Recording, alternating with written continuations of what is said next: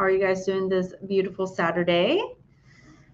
What's going on? I did a story and I had more to say. So I was like, let me just come on live and talk about this. And I would really love to get some feedback to to get your point of view. In my story, I said degrees, getting more degrees isn't necessarily equate to skills.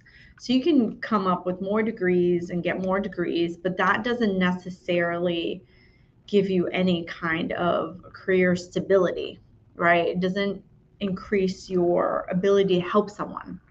So I said that. I said degrees don't equate to skills. So as therapists, we're occupational therapists here, and some of you guys might be physical therapists. And if you're watching, it means that you're interested in hand therapy, right?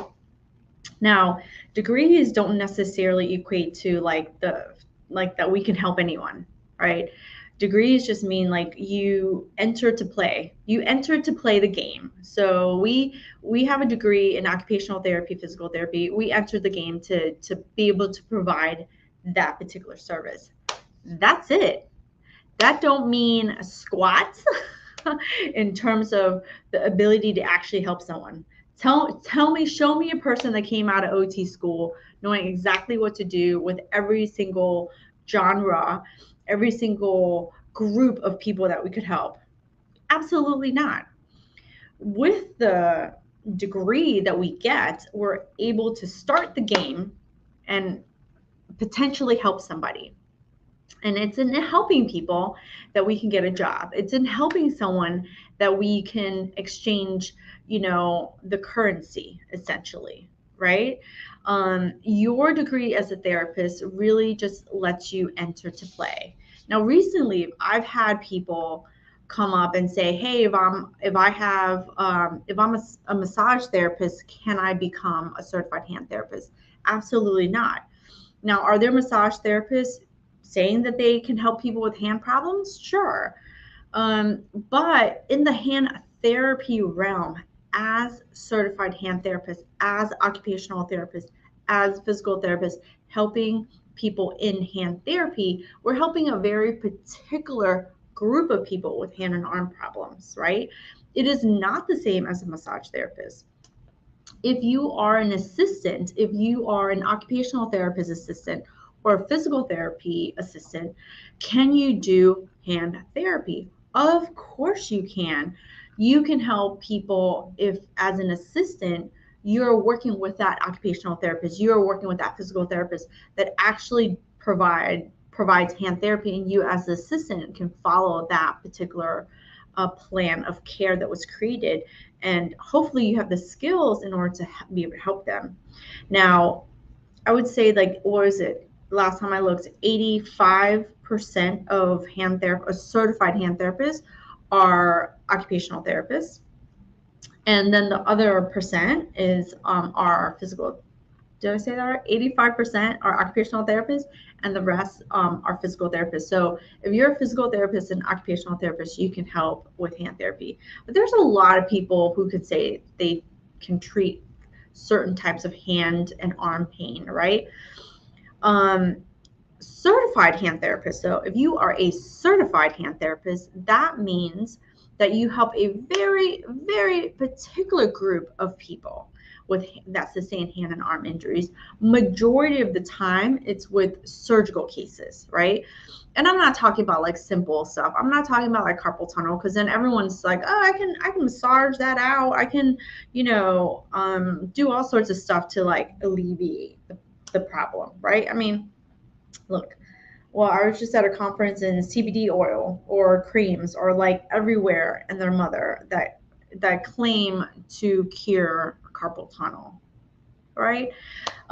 There's products, there's people, there's different professions that can say that. But certified hand therapists, we help a very particular group of people with the sustained injury. And it can go from simple to complex. And certified hand therapists are actually, they're known, right? They're known in the medical community to help people with very specific, complex hand injuries, right? We can help simple to complex, but we have the ability to help them, right? And it's through the years, through practice and through study that we become more and more skilled, right? It's through years and practice and studying that we become more and more skilled. And through having very specific, very specialized skills that allows you to help a very particular group of people, right? So now, once you are specialized, you can have an opportunity to work with hand surgeons, whether they be orthopedic hand surgeons, whether they be plastic surgeons that specialize in hands as well. But you have an opportunity to work really closely with surgeons and doctors and stuff like that, to provide our specialized skills to their pocket of people, right? Coming out and looking for great function and great outcomes from these types of surgeries.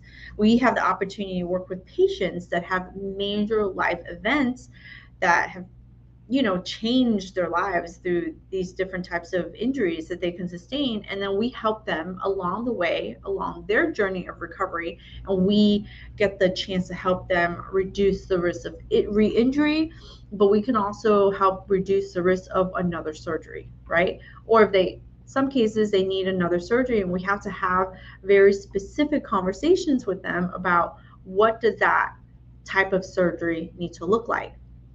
I'll give you an example. I'm working with a flexor tendon. Now, flexor tendons are known in the hand therapy world to be quite complex, and their outcomes can range. I mean, I always talk about our fingers, right? We have 4 fingers and a thumb, right? So I always say we have 8 fingers and 2 thumbs. So we have 10 digits. But each of our digits have different attitudes. And when we have a tendon laceration to the small finger, it can be really detrimental. And as with all of them, but small fingers have their own cadence and have their own difficulties. So of course, somebody comes in pretty severe, very scarred down, really swollen, delayed in healing. And of course, my mind is already like, because of the years of experience that I have, because I've studied, and because I've seen these type of cases over and over and over, I've been able to say confidently, like, hey, with this type of injury, this is what we're looking for. It comes in phases. We cannot make this really fast. This is the process that needs to happen. And if you want great results, and we'll work together. It requires your effort along with my effort to get the best possible results. And then I lay it out. I'm like, okay, this is what we need to do first. We gotta heal we gotta heal the wound, make sure it closes completely. And then I've got to work on getting you passive range of motion. And of course, simultaneously working on getting you active glide of those tendons. Now, it's going to be really frustrating. We have, as hand therapists, we have to have these conversations with our people, and, what I'm looking for, what you should be looking for. And then also, having that discussion of what it looks like if I'm getting you prepared for a second surgery. You don't have to make that decision right now, but I need to tell you about the consequences, right? So these are very specific skills, and because we develop them as therapists, we develop, we study, we practice, and we devote our career, our time to working with these people. We have an opportunity to work with these people who have major life changes, and really help them. Because we have these really specific skills, it ensures that we can work in a very particular setting. And I've spoken to several therapists over the past several months. I mean, a lot of people are talking about, how do you recession proof your career as a hand therapist? How do you protect your job? These are the 2 things that most OTs, in hand therapy are they're worried about. What are they worried about? They're worried about keeping their job, right? Job security. Or 2, getting a better job, right? Getting a better job. When you have the opportunity to work, or let me say that again. when you develop your skills, right, not just your degree, not getting another degree, when you develop your skills, it essentially can ensure your position at the current job that you're at, right? It can ensure, it increases the opportunities that you have to work with a very particular, population. People who are following this page, if you're an occupational therapist and certified, if you're an occupational therapist and physical therapist, and you're following Hand Therapy Secrets, I should have introduced myself. My name is Huang. I'm an occupational therapist and certified hand therapist, and I help other therapists like you, OTs and PTs, master your skills in hand therapy so that you can become a certified hand therapist, right? Now, I forgot to do that at the beginning. So, but, most people who are coming and talking to me are not trying to continue working in a skilled nursing facility. They're not. They're not trying to continue working in acute care. They're not trying to work in pediatrics. The general, pediatric population. Most people who are following me here at Hand Therapy Secrets, want to develop their skills. Correct me if I'm wrong. Tell me in the chat, like, do you want to increase your skills in hand therapy so that one day you can become a certified hand therapist, right?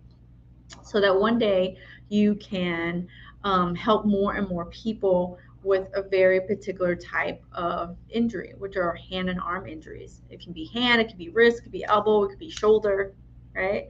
And you do need to know both surgical and non-surgical. Though OTs, CHTs are known for the surgical cases, we're also known for the complex cases, right?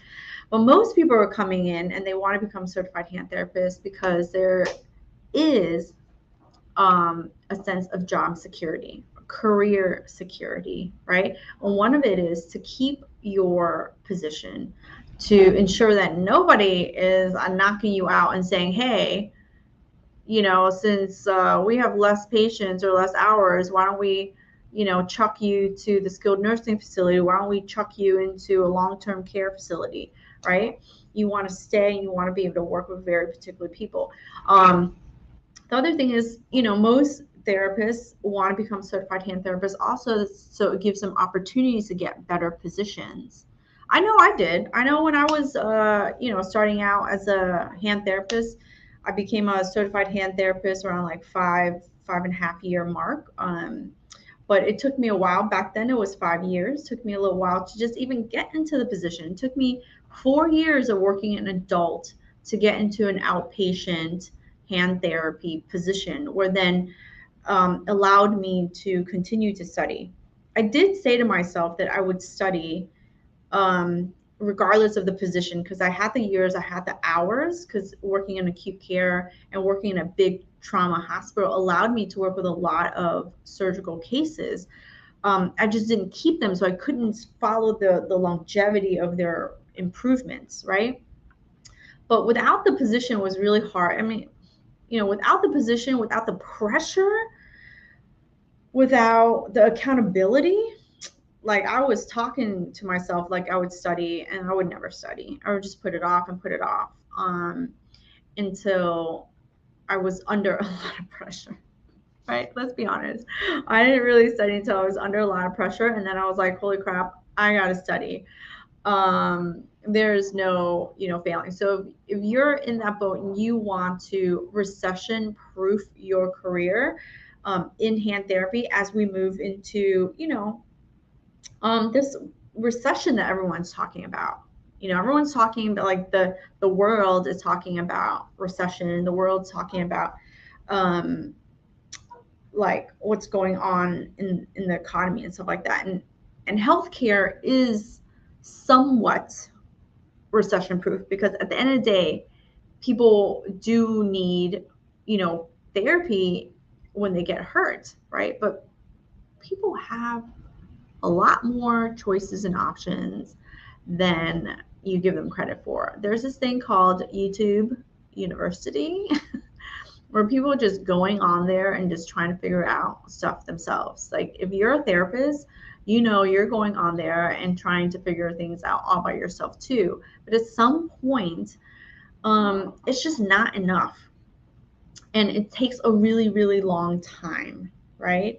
So think about your patients going there. It's taking them a long time, and they're not getting the results they hope for, right? So if you're doing the same thing and studying and trying to do it on your own, and you find that you've been doing it for over a year and you're getting nowhere with it, it might be time for some help. It might be time for some, joining into a program that can hold you accountable for showing up and doing the work that you need to do to study for the exam in a way that helps you to understand concepts and not just about memorization, right?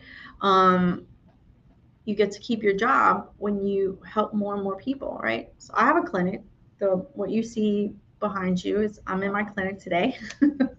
I like to come in here sometimes and just get some work done, catch up during the week, and then talk to other therapists, especially since the hand exam prep program is currently open for enrollment right now. We're open until August 2nd, and then I get started and we're closing the program until November.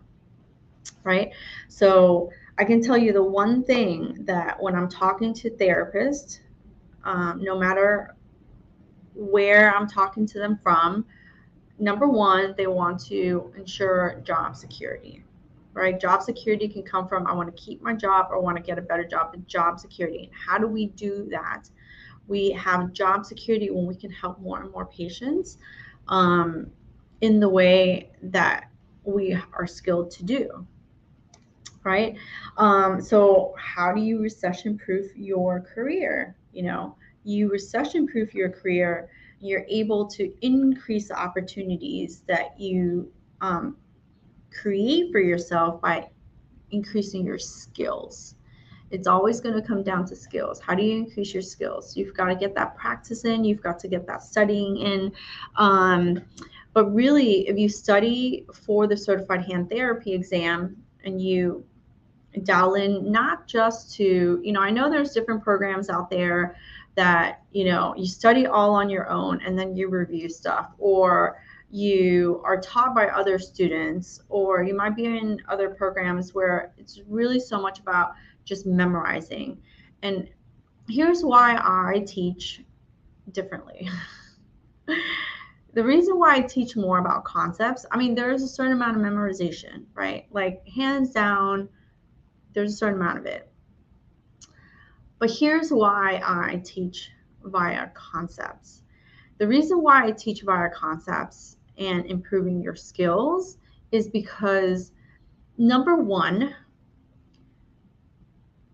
you never know what kind of patients are coming into you, right? They're coming in, you might have a finger fracture, you might have a distal radius fracture, whatever it is, but they don't all come in the same.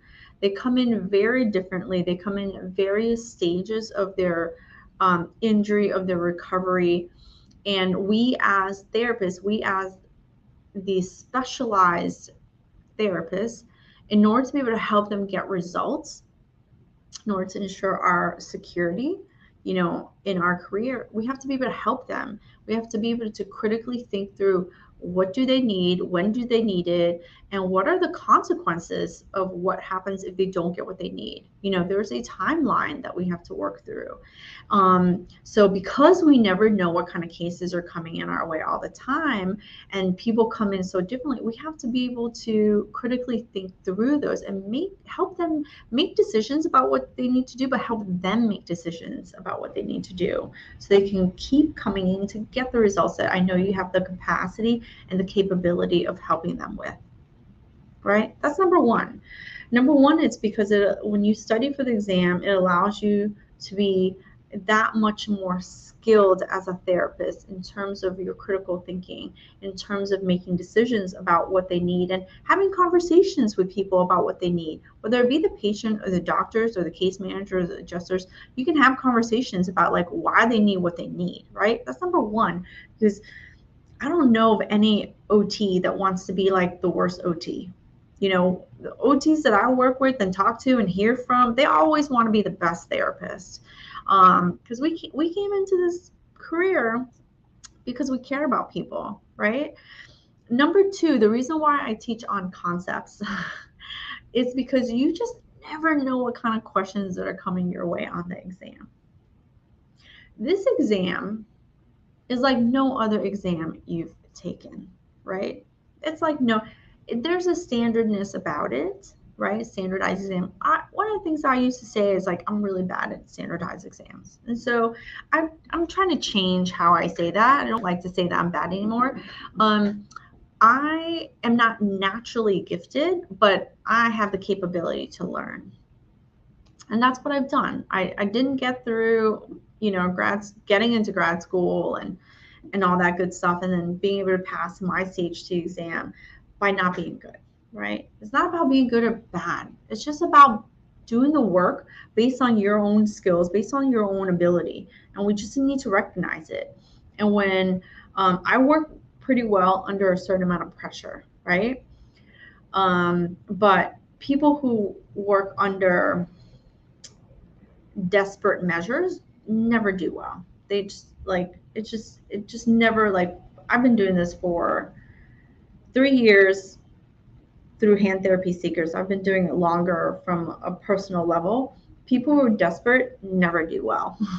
Think about your patients. The more desperate they are, the worse they are. I use my flexor tendon guy as an example. When he's desperate and he's so anxious about getting his hand to return, he recruits all the wrong muscles. And he doesn't make those tendons glide. And I literally have to be like, relax your shoulders. Let's do this in a way. Like, you literally kind of half-assing it, right? I tell him to half-ass his therapy, like just a little bit.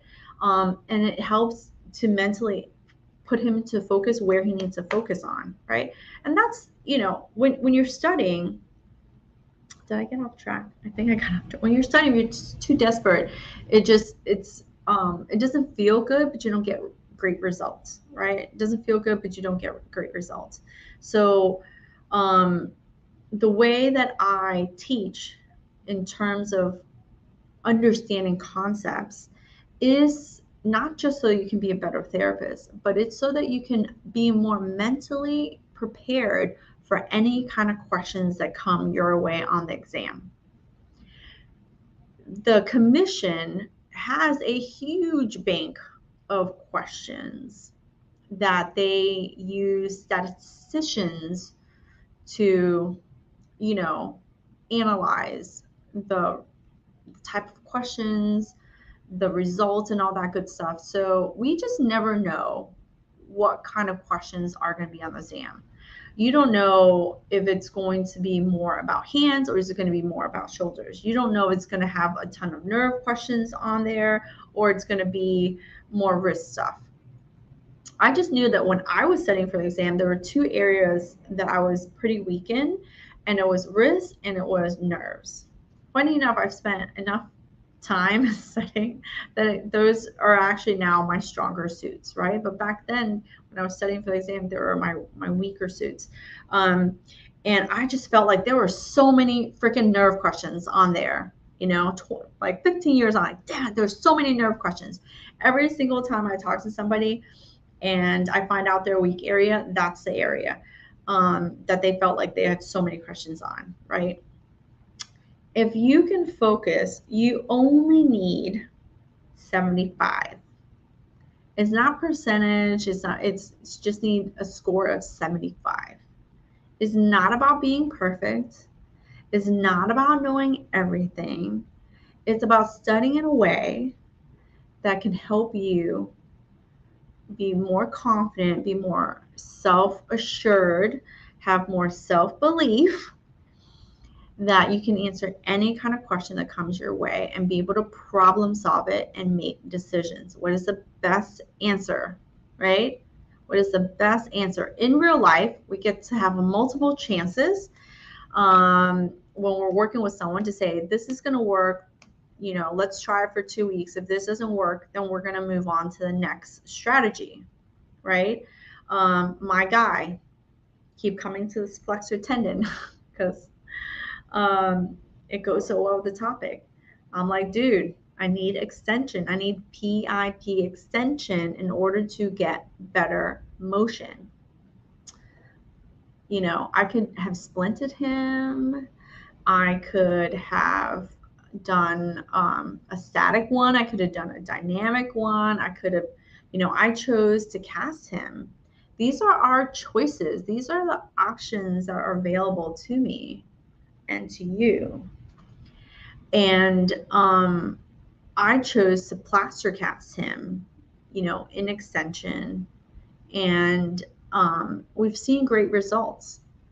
Do I have to keep talking to him every visit, to say why it's important, to show the results that we've gotten, and to teach him a little bit of patience, because this is a process, right? It is a process that we're going through. And I'm giving, you know, he's giving me another week. I'm like, we got to do this for 2 weeks, maybe 3. So he's giving me another visit to do this on. In the exam, it is not about what you do. It is not about what you do. It is about the story that they're sharing, the question. You got to look at those questions and you got to answer that particular question based on the scenario that they're giving and based on what would be the best choice, best answer based on that scenario, right? There's usually, you know, good answers, but one is the best based on that question. And when I teach in the hand exam prep program, I really do focus on concepts, because you can take one concept and keep applying and layer everything that you need to know as a certified hand therapist. So it's not so much just about memorization. So that you can go into the exam feeling more assured that you can pick the best answer, right? That's the whole point. So that you can have more opportunities once you become. And let me say this, that even those who are trying have more opportunity than those that don't try and give up. All right? Those that try. I have someone in my I've had several people in the hand exam prep program, just by studying, just by saying they're trying, just by, you know, cracking open the books and joining a program like the hand exam prep program to help them move from one stage to the next stage, have been able to apply for the new job that they want, have been able to get better hours. So not only just keeping their job, but getting better ones, right? Just from the sheer act of trying can, you know, get you ahead, because there's so many people not trying that if you threw your hat in the ring that you're trying, like, how great would that be? Right? How great would that be? So if you want to recession-proof your career and work towards becoming a certified hand therapist, now is the time. The hand exam prep program is currently open until, just for a few more days. It's open until August 2nd. August 2nd, I get started in the intensive portion of the program. So I'm going to go for 12 weeks. To help everyone who's currently in the program, who just signed up for the program. Welcome. We're going to get you ready for the November exam. And there's definitely people who just got started who are going to, they're just coming in, but they're going to stay for the May exam. Let me get rid of that. So they're going to stay for the May exam just because they know that they need more time to study, right? So yeah. So if you currently have the years and the hours and it's been lingering on your mind for over 2 years, right? If it's been lingering on your mind for the last 2 years, you need to study for the CHT exam. And if it's been lingering on your mind for the last 2 years and you haven't yet done it, now might be a great time for you to sign up for, apply for the hand exam prep program. Just apply for it. Let's have a conversation to see if this program is right for you to help you study for it. If you have been studying on and off and still haven't taken it, it's because you're lacking a certain amount of accountability and support to keep you going. So you're committed, you want to do it, you have the books. Let's not wait so long that the books and the resources expire, right? Maybe you just haven't, maybe you've kind of studied on and off and you just chickened out, right? Now is the best time to join the hand exam prep program. Just apply for the program. Let's get on a call. Let's talk about it and see, I have some questions to ensure that you're a right fit for the program. So I want to work with people who are committed. Just like my patients, like when I don't just take anybody. I like to work with people who are committed for the results that they say that they want, right? So if I'm working with someone and they're just like, coming in, falling off my schedule, or they're not committed, then they don't get the great results, that they said that they wanted to have. So, I'm looking for someone who's really committed. They're very serious about becoming a certified hand therapist. They have the resources and they want to study. If I turn away people who are like, my boss will pay for it, but I'm not really sure. Well, if your boss is going to pay for your program, but you're not committed, then you're just not going to get the results that you want, and you're just not going to be dedicated to it. So I really want to work with people who are dedicated to becoming a certified hand therapist. So if you have the years, you have the hours, and you have the desire, but you've just been putting it off, now's a great time to apply for the hand exam prep program before it closes down August 2nd, right? If you took the exam and you failed, please consider taking it again. I know that not everyone passes the first time, but guess what? If you don't take it again, then you won't become a certified hand therapist. And there's something about trying again, and this time really just tweaking what you're doing based on your score. So one thing that I do with people in my program is I look at their score. We do a score audit, and we make sure we're putting our focus in the right place, right? Making sure we put our focus, your focus, in the right place. Because if it's in the wrong place, you won't get the results. Let's say my hand guy. If they're constantly trying to work to get into flexion, but they don't even have extension, their focus is wrong, right? Their focus is wrong. Can't get great, faster results doing the wrong thing, right? So anyway, that is essentially how you recession-proof your career as an occupational therapist, as a physical therapist in the hand therapy world. If you want to be the best and you want to have the opportunities to work with very particular types of cases, especially complex surgical, you want to have the opportunity to work in an outpatient setting, you want the opportunity to have more hours to ensure your position in this outpatient setting and to get promoted, make more money, and even one day opening your own business like I've done, then, become a certified hand therapist and consider applying for the hand exam prep program, seeing if we're the right fit for you. All right. Let me know if you agree or disagree with this whole idea of like, it's not about the degrees.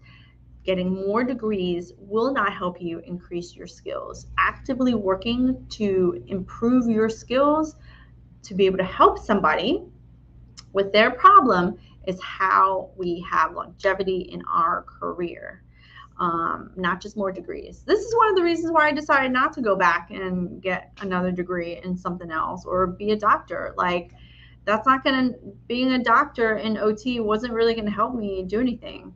in terms of how I wanted to grow my career. I wanted to grow my career helping people with hand and arm injuries, whether it be post-surgical or non-surgical. I wanted to open my own clinic. I wanted to grow my practice, and I wanted to come and teach on my own platform in the way that I want, it to be taught to improve my skills and not just be book smart for no reason. So anyway, let me know your opinion. Let me know in slide, if you're on Instagram, slide into my DM. Love to hear your thoughts on this. If you're watching on Facebook, you can send me a message. If you're watching this on YouTube, send me an email or leave a comment below. All right. But definitely let me know your thoughts on this. You don't have to agree with me to leave your thoughts. You can leave your thoughts. I'm completely open to it. All right. All right. I will talk to you later. Have a great